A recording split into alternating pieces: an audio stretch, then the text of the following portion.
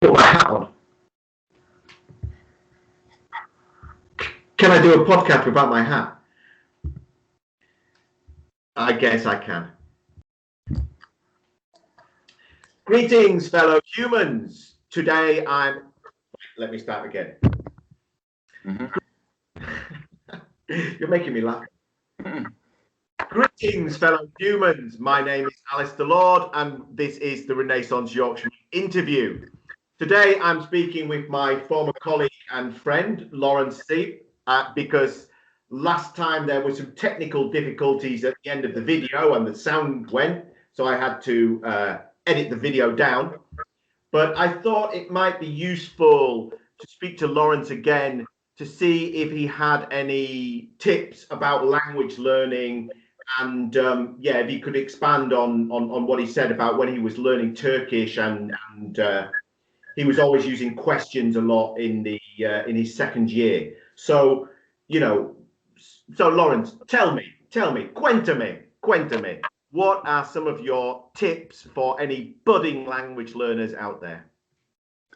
Yeah, I would have to say again, just to reiterate the point that uh, context and experience, they're pretty key, and they're fundamental. Yeah.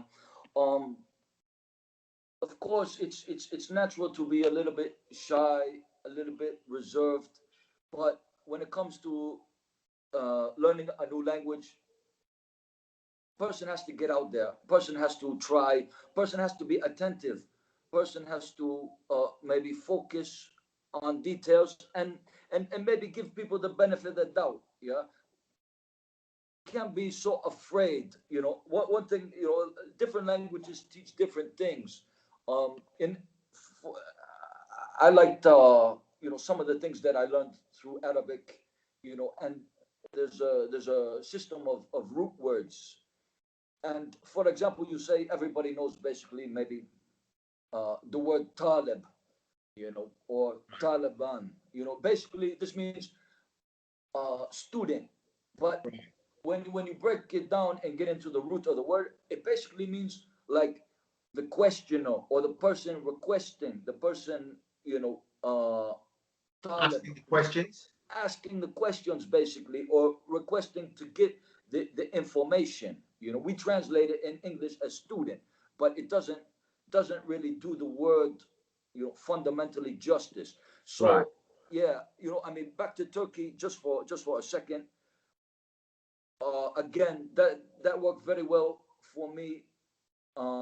Going in there cold, not knowing anything, but you know I wanted to learn. I had a kind of curiosity, and of course, I had a very what practical purpose. To get along in the society, to get whatever I needed to get, and find my way basically. So that first part, I didn't depend on anything. I didn't depend on any second language really to as a crutch, so to speak. And I was pretty straight edge. I was pretty strict, in trying to understand everything, and maybe even get some clues from the context, what everything was about, and even some gesture, how body language, how people were moving, and then after I got to a certain level, again, then I started questioning, then I started trying to communicate, and again, it worked out well for me, and I would say it's pretty good sound advice for anybody out there. Yeah. Right. Now, just to be clear, when you were in Turkey, you were an English language teacher. So it wasn't like you were speaking Turkish 100% of the time, because when you were in the classroom, it was the English language classroom, right? That's right. That's right. That's right. Inside the classroom context, yeah. Basically, I would speak only English, say, you know, and then outside of it, outside of the classroom, okay. Then it was like switch on, switch off. I switched off to English, and then I tried to understand, communicate, and you know, facilitate my affairs in English. Yeah, Right. yeah. Maybe another good thing I could say is, talking about advice again, we touched on it before about dual language, bilingual resources, and yeah, a lot of people, maybe they say that, I know 20 languages, I know 30 languages, or something like that. This is a who Do a lot knows. of people say that? No, maybe not a lot, but you find some people, professional linguists, and it's hard to gauge, what the actual, level of fluency is in those Right. languages. We're gonna test them in 30 languages, yeah, maybe, but a lot of times we take people's, word for it, Yeah. Yeah. but a lot of these people, they they they they have a method which was again what we touched on, using two non-native language like bilingual resources, to propel, and learning two languages or three languages at the same time, three new languages at the same time. And of course, not everything makes sense, not everything is 100% logical or mathematical.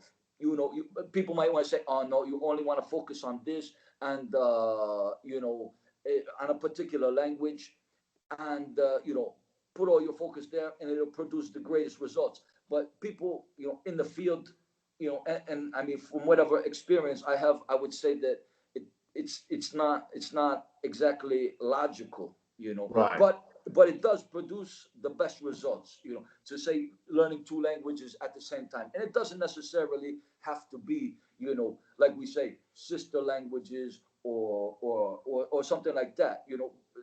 You could find common threads, especially maybe with the theory of globalization. You could find, what, borrowed words creeping in, to Right. foreign languages. So yeah, that stuff that works well. Yeah. hmm Or maybe something is, a person has to want, person Right. has Right. has to You have the. have the motivation. That's right. You got to have some motivation, and and again, if you have a purpose, if you have a goal, set some kind of goal, that will keep you, on in line and on track, and even give some sort of positive reinforcement, right? Right. Yeah. Yeah. Mm. Now, I mean, it's interesting hearing you say that, because I remember when I was learning Thai, and for a while I was taking lessons, and I learned the Thai alphabet, and I learned to read and write, and I was doing reading and writing with one of my teachers quite a lot. And then it kind of got to a point where I was like, I had fairly basic reading and writing skills, but they were okay. But I didn't require it for my job. Mm. And it was like, my ex-wife is Thai, so whenever we went anywhere, anything that was complicated, she could read it. Sure. So I never really forced myself to push it much further than the basic level, because I never really had the need to do so.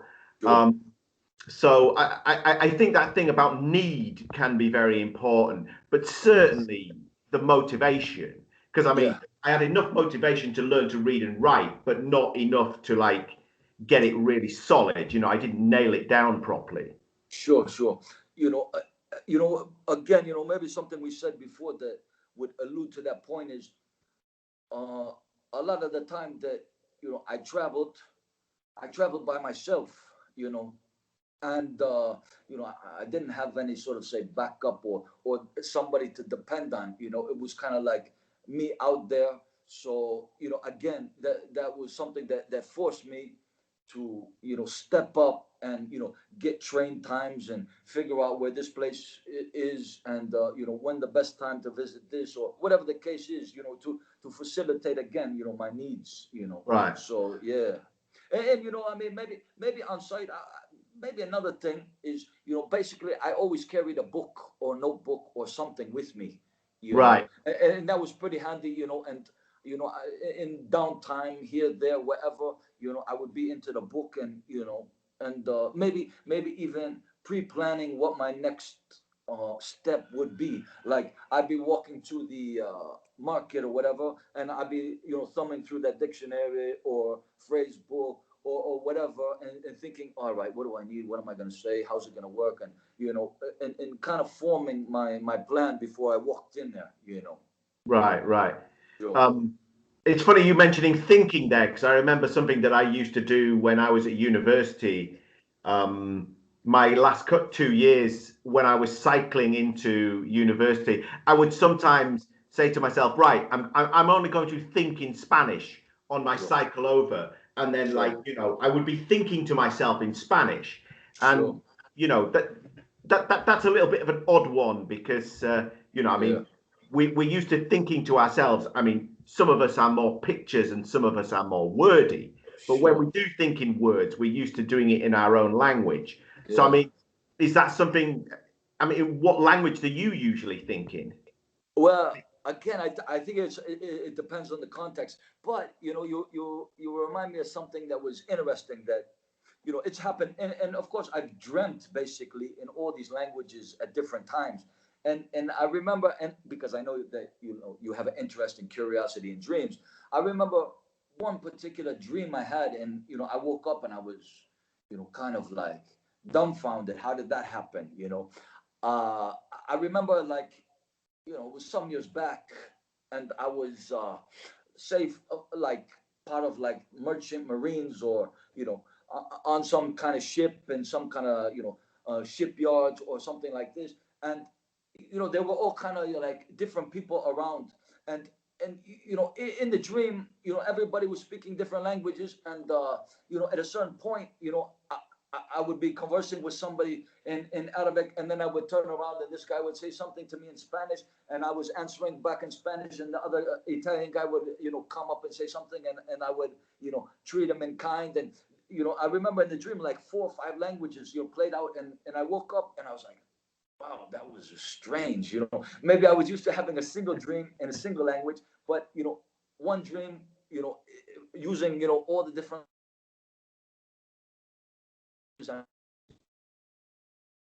Hello?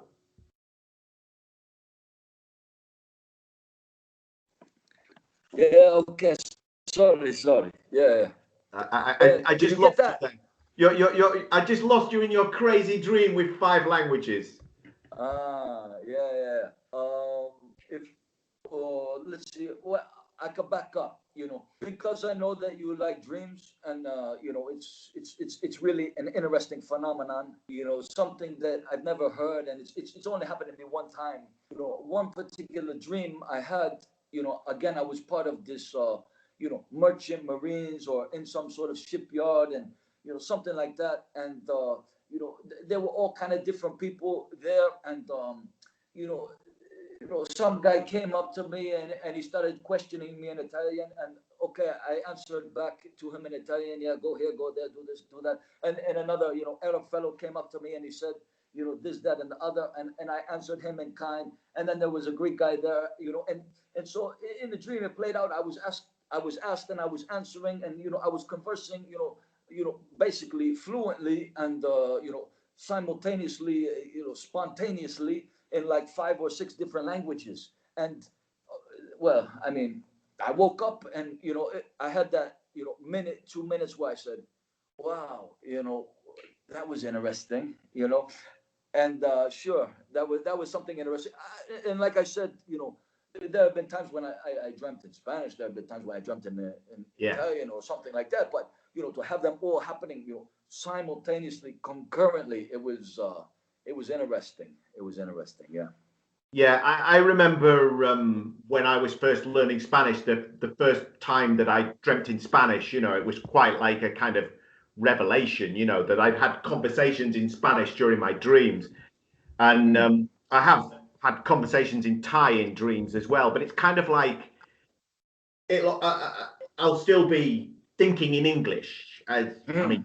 it's hard to describe it in a dream because your thought process is different, but Mm. conversations in one language and thought process in another, Mm. in my Yeah. case. Sure. Yeah, yeah. Sure. Sure. So, I Um. mean, do you use any apps or anything? I mean, obviously, those that. Wait, I'll start again. I'll just edit that bit. Mm. So, obviously, things have moved on since you were just like writing words down in a notebook when you were going to the market or whatever. So Sure. now a lot of people are using apps on their phones or laptops or whatever. Have you used any language learning apps, or is there anything that you would recommend? Um, there is something I would recommend, and I saw something and I was pretty impressed. And like you mentioned, I've taught English for long enough now to have a pretty good understanding of how language works and how it gets understood and people understand this, that, and the other. I would have to say that, and I saw somebody, I forgot the guy's name.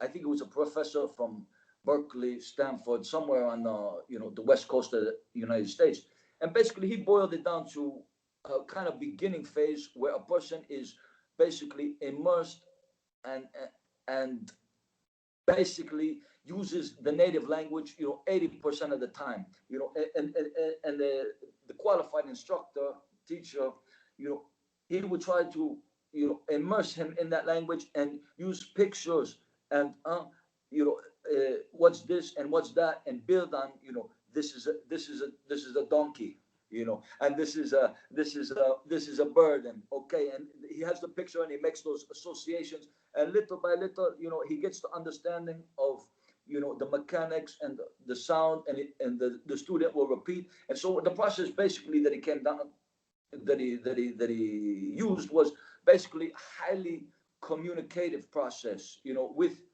visuals, in the beginning, and then at a certain point, he'll break into short stories and reading, and I saw this guy, I can't remember his name, uh, learn Arabic, and well, um, I, I have to say, well, he did quite well. I mean, but he learned Egyptian Arabic, right? Right. And it was funny to me. It was funny to me, and the Egyptian Arabic is funny to me. Uh, but the point is, he got pretty fluent, and in a pretty short amount of time using this methodology. And okay, he was a teacher himself, and he was dedicated.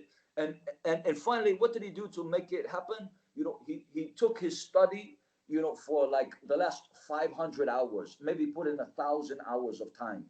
In the last 500 hours, he went to Egypt, and he spent there, learning, and again having that experience and that context to get familiar with cultural things, and the people, and how different things are spoken. And at the end, I was pretty impressed by his fluency. Right. Yeah, sure. So I mean, what does that mean?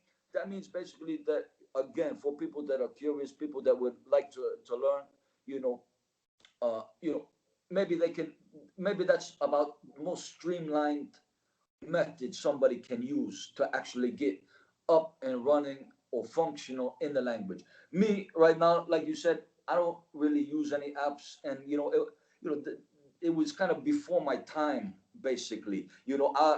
I'll have books now. You know what I mean? Like, Right. okay, I mean, I'm good enough. I can pick up a book in, say, basically these languages, and I can make my way through it. And then I can fall back on a dictionary if I need to source a word's meaning, for example. Yeah. Right. Mm. And Nice. I mean, Alistair, I mean, there's one thing that's kind of discounted. I mean, we live in an internet age, technologically advanced, this, that, and other.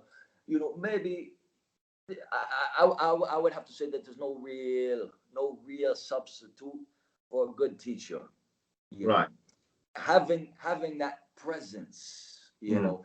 and to help you. I mean, for me, okay, when it comes down to Arabic, I had all kind of teachers. You know what I mean? Sudani, Tunisian, Egyptian, whatever, Iraqi, whatever, Khaliji, whatever the case is. I had all kind of teachers, and all of them kind of played their part, and some of them, they even, that curiosity, that wanting to learn, they grew it in me.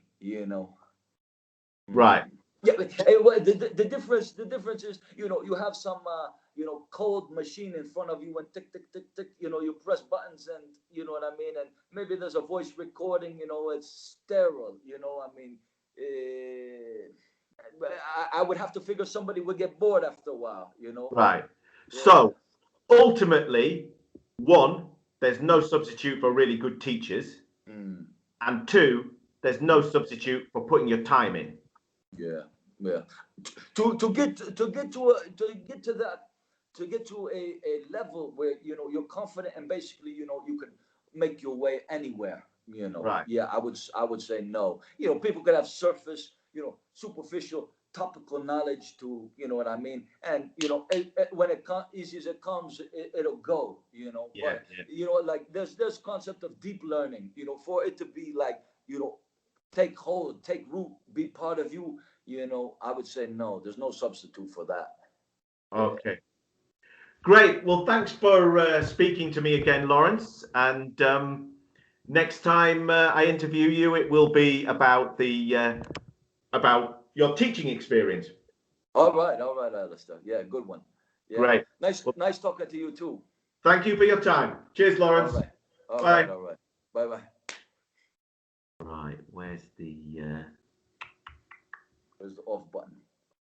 the off button? Stop recording.